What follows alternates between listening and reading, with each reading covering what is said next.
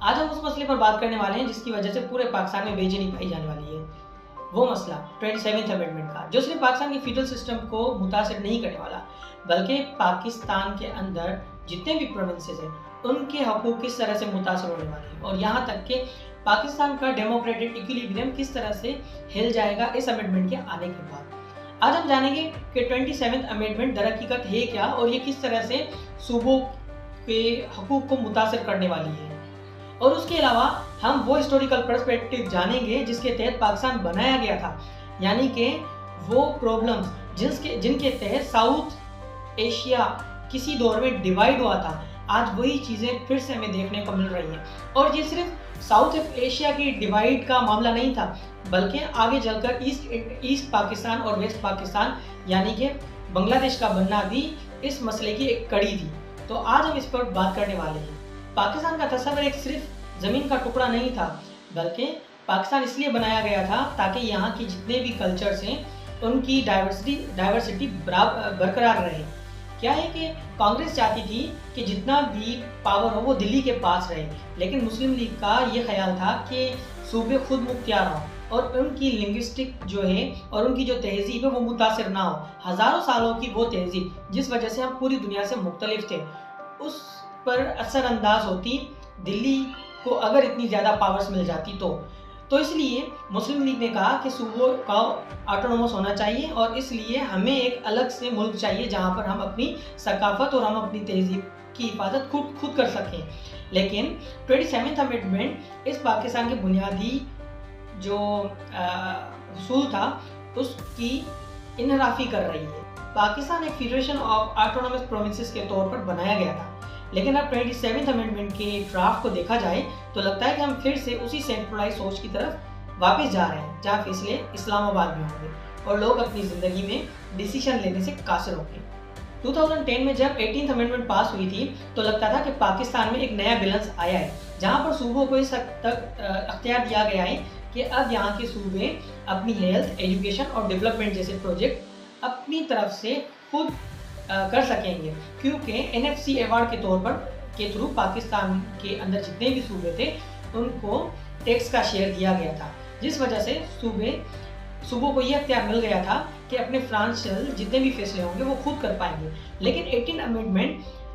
ایک reverse amendment کے طور پر سامنے آئی ہے جو صوبوں کے ان اختیارات کو واپس ان سے لینے والی ہے۔ یہاں پر ہم ان 5 بنیادی مسئلوں پر بات کریں گے جن کو 27 امینڈمنٹ جو ہے وہ اثر انداز کرے گی۔ 27 امینڈمنٹ سب سے پہلے صوبوں کے فنانشل حقوق کو متاثر کرے گی، یعنی کہ اگر وہ پیسہ جس سے کوئی بھی پروونس اپنے اسکول، اپنے روڈ اور اپنے ہاسپٹلس بناتا ہے وہ پیسہ نہیں آیا تو سندھ اپنے اسکول ایجوکیشن سسٹم کو بہتر کیسے کرے گا، بلوچستان اپنے انفراسٹرکچر کو کیسے ڈیولپ کرے گا، اور اسلام آباد اگر پیسے روک دے گا تو ڈیولپمنٹ صوبوں کے اندر کیسے ہوگی۔ کسی بھی ملک کی ترقی کا راز ہیلتھ اور ایجوکیشن ہوتی ہے۔ ہیلتھ اور ایجوکیشن جب تک پروونسز کے پاس ہے، لوکل گورنمنٹ کے پاس ہے، تب تک عام آدمی تک وہ پہنچے گی، لیکن جیسے ہی اس کو سینٹرلائز کیا گیا 27 امینڈمنٹ کے تھرو تو یہاں پر کیا ہوگا کہ اگر کوئی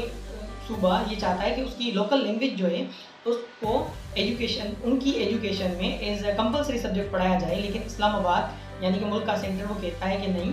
یہ ہماری یونیفارم پالیسی کے خلاف ہے، جو ہم نے ایجوکیشن کا